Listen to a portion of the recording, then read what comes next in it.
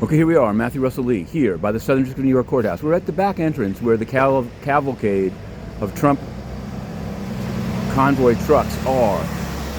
Trucks, cars, police, and so it's on. Carroll versus Trump. It's been a hiatus.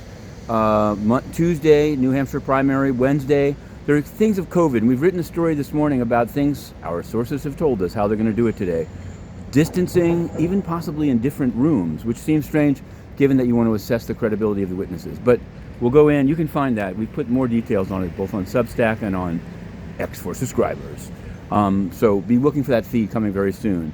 We're also covering today the sentencing of Mark Scott, the money launderer of OneCoin cryptocurrency fraud. Now, we pushed as hard as we could to get his stuff unsealed, as we did with Greenwood. There's a lot of secrecy in this case, and in this case, although we are getting supposedly an Exhibit C11 to be filed the day after the sentencing, apparently Mark Scott is allowed to keep the identity of not just of his clients. That's fine. We're not ruffling through a lawyer's client book. But if your clients are going to write letters of support for you to get a cheap, a low sentence, they got to give their names. I don't know how there can be anonymous sentencing letters. I just don't. Anonymous or identity sealed. It's a judicial document. In any event, we're also in the Honduras case of JOH. We have filed in the docket the request to have his financial affidavit unsealed, as happened with Tigre Bonilla, as happened with Michael Avenatti. There's no reason that Juan Hernandez is not treated the same. Yesterday we covered the Iran case of Medvedev and Amirov. Amirov was the only one in court. Where is Medvedev? Good question.